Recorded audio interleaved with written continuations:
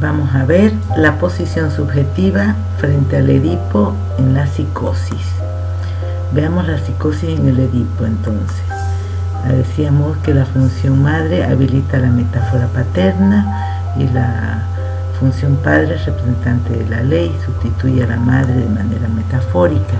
Hablábamos también sobre el estado de goce, satisfacción ilimitada del hijo, la posición del sujeto de ser el falo de la madre, la identificación con un yo ideal en el estadio del espejo, en esta primera etapa.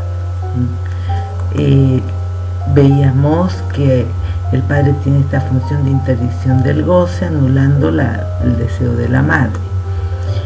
¿Qué pasa en la psicosis? En la psicosis rechaza esta función paterna, rechaza la interdicción del padre, no hay límite al goce con la madre y por lo tanto se produce un vacío en esta relación que es la forclusión, como lo vamos a ver ahora. Entonces no hay metáfora paterna. Esto es la psicosis, está basada en la forclusión, ya no en la represión como en la neurosis. Y las modalidades son la esquizofrenia y la paranoia. En la esquizofrenia son los delirios de fragmentación con identificaciones múltiples. Y en la paranoia, delirio de persecución y delirios de grandeza. Veamos la relación de la psicosis con la forclusión. ¿Qué es la forclusión? Es un término que utiliza Lacan del vocablo jurídico de la lengua francesa. Significa caducidad de un derecho no ejercido en los plazos prescritos. Esto es muy parecido a cuando ustedes tienen un cheque y ese cheque se vence a los 30 días. Si uno quiere ir a cobrar el cheque después de los 30 días, entonces ya no podrá usarlo, se caducó. Entonces la forclusión viene de esos términos jurídicos, de la validez de algo en un tiempo determinado. Por lo tanto, si en la psicosis el sujeto rechazó la metáfora paterna, después cuando la quiere invocar para cuando la necesita, ya no podrá hacerlo, está caducado. Lacan utiliza este término para explicar la operación ausente de la ley. En la psicosis hay un significante esencial que falta, el nombre del padre. Como no hay metáfora paterna, efectos a nivel de la estructura, la constitución de una estructura psíquica precaria constituida a partir de una suplencia. Como no hay el nombre del padre, no está la metáfora paterna porque ha sido rechazada, tiene que suplir esa falta con alguna otra cosa. Se caracteriza por los desencadenamientos, que es un encuentro con lo real que impele al sujeto a usar los referentes paternos ausentes. Entonces, cuando se encuentra con algo que necesita una referencia, está ausente, no hay esa metáfora, ¿no? Entonces tiene que inventarla de alguna manera. Al psicótico, por lo tanto, le falta, dice Lacan, la carretera principal. Crea caminos aledaños. No hay ese referente paterno, porque lo ha rechazado, de que le puede dar sentido a su vida. Por lo tanto, entonces la psicosis se caracteriza por la forclusión. En la clínica de la psicosis, la forclusión es para toda psicosis, hay forclusión del nombre del padre, en la esquizofrenia, la paranoia, incluso en lo que se denomina la psicosis maníaco-depresiva. Interpretar la psicosis es tener una mirada sobre el inconsciente a cielo abierto. Esta es una frase de Freud, el inconsciente a cielo abierto. Si no hay represión, un inconsciente cuyo cielo no está cubierto por lo que Freud llamaba el complejo de Edipo. No hay represión. En la clínica de la psicosis hay que indagar, no es como en la neurosis, que se indagan los sueños, los lapsus, ¿no? Y están los síntomas, sino que acá se indagan lo que se denominan fenómenos elementales. Estos fenómenos aparecen en lo mental, en lo corporal y en el lenguaje del psicótico. Del orden imaginario están los fenómenos corporales, transformaciones, relaciones imaginarias con el cuerpo. Y del orden simbólico están los fenómenos en el lenguaje, las voces que escuchan, las frases que tienen. Y del orden de lo real están los fenómenos alucinatorios y la certeza del psicótico, que tiene que ver con esto que no tiene la duda, sino que lo que él dice es, no lo cuestiona. Más adelante también en otro libro vamos a ver las psicosis actuales, que son psicosis donde los fenómenos elementales no son tan evidentes para poder distinguir la psicosis. Esto es lo que se denomina como psicosis ordinaria desde Jacques Alain Miller, incluso tiene un libro al respecto. Hay una diferencia entre Freud y Lacan en relación a lo delirante. Freud planteaba, ¿no?, que al perder el contacto con la realidad, el psicótico, ¿no?, trata de reconstruir esa realidad a través del delirio. Hay como un efecto compensatorio, ¿no? Lacan plantea y hace un cambio en la lógica de este proceso y dice que la construcción delirante induce a la pérdida de la realidad. En realidad, lo que pasa es que si al sujeto se lo deja en el delirio, cada vez más va a perder el contacto con la realidad. La elaboración delirante aparece cada vez menos como un efecto compensatorio, para mostrarse como el parámetro inductor de la pérdida de la realidad misma. Es este cambio en la lógica de los procesos lo que exige un recentramiento del predominio de lo simbólico en contacto con la realidad en la organización de procesos psicóticos. La falta de una identificación con un significante amo, de la metáfora paterna, que le permita nombrarse como sujeto, que es lo que permite el nombre del padre, ¿verdad? La metáfora paterna, se expresa en la alteración del lenguaje respecto a la lógica formal. El lenguaje ha sufrido una subversión. Vamos a ver a través del caso Schreber, ¿no?, que es un caso que analiza Freud a través de las memorias de Schreber, ¿no?, que escribió el propio doctor Schreber durante su segunda enfermedad. Schreber, él es Daniel Pablo Schreber, doctor en Derecho, magistrado de los tribunales de Dresde, Alemania. Se lo conoce principalmente por la descripción de sus propios delirios psicóticos en su autobiografía. Si quieren, lo pueden buscar, Memorias de un neurópata. El historial clínico. No se tiene datos sobre la prehistoria del paciente ni las circunstancias de su vida, pero se sabe por sus memorias que en 2 ocasiones él se consideró enfermo. Entonces está la primera enfermedad y la segunda enfermedad de Schreber. La primera enfermedad se inicia en 1884 y se curó por completo en el 85. Asistió a la clínica del Dr. Flechsig durante 6 meses. Su diagnóstico era un grave acceso de hipocondría. Todo se inicia con la hipocondría.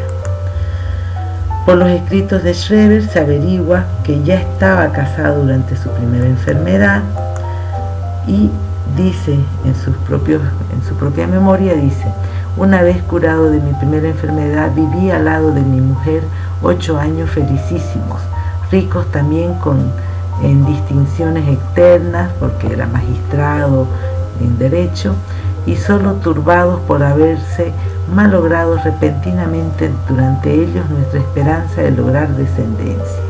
Sucede que Schreber se entera en el transcurso de este tiempo de que no puede tener hijos. La segunda enfermedad es en el 93, donde fue anunciado su próximo nombramiento como presidente de la magistratura de Dresde. En este intervalo de tiempo tuvo varios sueños y con ellos el comienzo de su enfermedad. No es casualidad que ante este nombramiento, ¿no?, de presidente de la magistratura de Dresde, ¿no?, es que se empiece nuevamente su segunda enfermedad. Soñó repetidas veces que sufría una recaída en su antigua enfermedad, circunstancia que le apenaba tanto durante el sueño como luego al despertar. Lo que estamos viendo nosotros acá es cómo el nombramiento como presidente de la magistratura lo hace tener que buscar el recurso de qué hacer en el mundo ante esta situación, y como no tiene los referentes de la metáfora paterna, como decíamos, empieza nuevamente a desestabilizarse. Entonces cuenta uno de sus sueños: una mañana, en estado de duermevela, no era ni siquiera dormido, tuvo la idea de que debía de ser muy agradable ser una mujer en el momento del coito, idea que luego, con plena conciencia, rechazó indignado, algo que él no aceptaba pensar, ¿verdad? Entonces su segunda enfermedad se inició a finales de octubre del 93, con tenaces insomnios que le hicieron ingresar de nuevo en la clínica de Fleming, el cual en un certificado ulterior describe su dolencia. Manifestaba sobre todo ideas hipocondríacas, quejándose de que padecía reblandecimiento cerebral y que no tardaría en morir.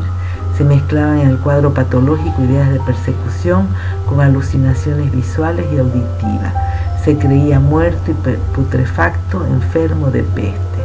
Se lamenta que su cuerpo sufría constantes manipulaciones, los cuales soportaba por causas sagradas. Permanecía horas enteras ensimismado, inmóvil.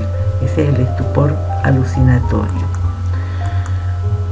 Sus dolencias le atormentaban de tal modo que deseaba la muerte. Intentó ahogarse repentinamente en el baño. Poco a poco, sus delirios fueron tomando un carácter mítico y religioso. Hablaba directamente con Dios, los demonios lo hostigaban, veía apariciones milagrosas, oía música divina y creía, por último, vivir en otro mundo.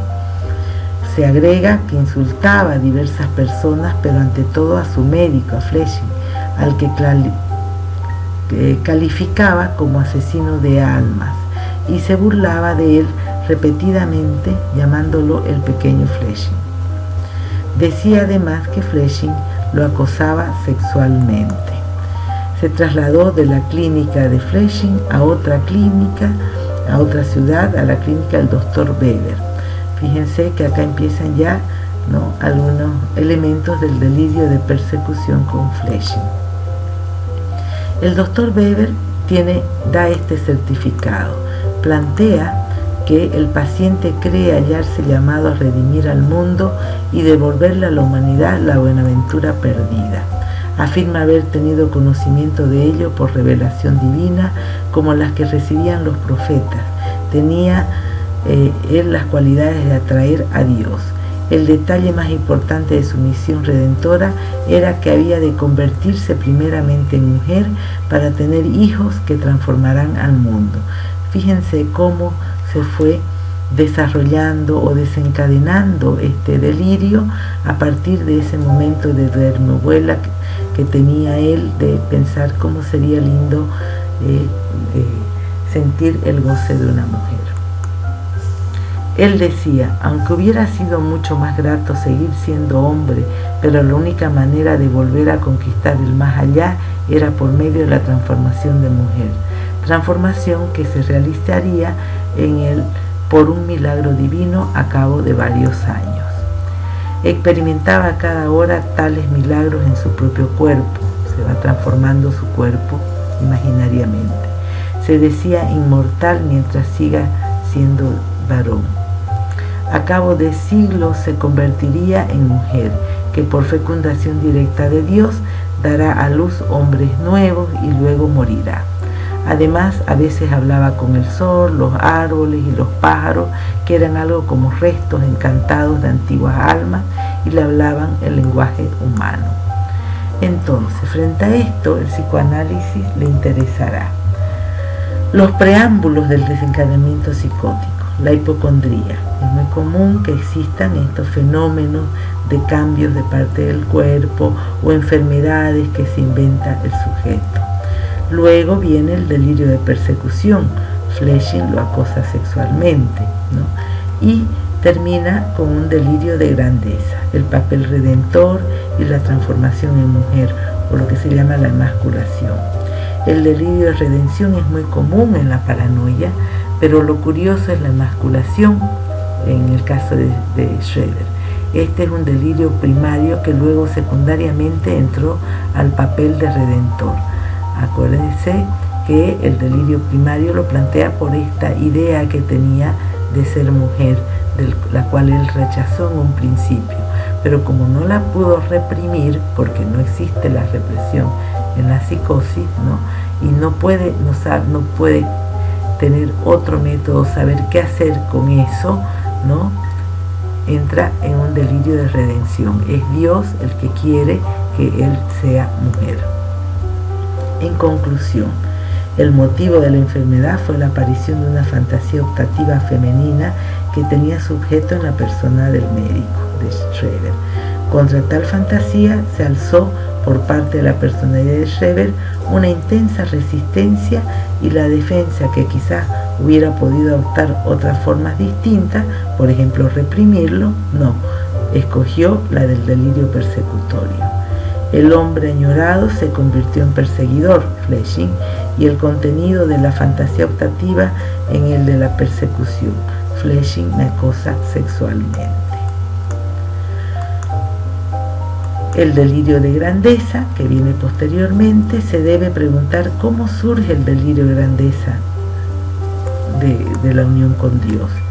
Dios es una transfiguración de su Padre, mantiene con él la misma relación de sumisión que los niños con su padre. El padre de Schreber era médico pediatra, ¿no? Y este padre podía como Dios hacer milagros. ¿Por qué? Porque curaba a los niños y todo eso, ¿no? Entonces acá estamos viendo que ante el rechazo de la metáfora paterna que venga a ayudarlo en su constitución como sujeto, ¿no? Está Dios. Ante la forclusión del nombre del Padre, delirio, inventa a un padre, hay el invento de un padre. Eso es lo que se denomina en el psicoanálisis la metáfora delirante. Al no existir la metáfora paterna, la delira. Entonces la psicosis en el Edipo sería, vemos acá, está todo el primer momento del Edipo, que ya lo hemos nombrado, ¿no? La interdicción del goce como función del padre. Esto es lo que rechaza, esta interdicción del padre. No hay límite al goce con la madre, la forclusión. No hay metáfora paterna, ¿no? Y se da la psicosis, y ahí están las modalidades, ¿no? Que vemos. Entonces, ante eso, ¿no? Lo que hace Schreber y lo que se ve en la psicosis es que inventa un padre, Dios, la metáfora paterna. Acá un chiste. ¿Cómo va esa paranoia? Mejorando, cada vez me siguen menos gente. No es por ser persecutoria, pero seguimos. Gracias.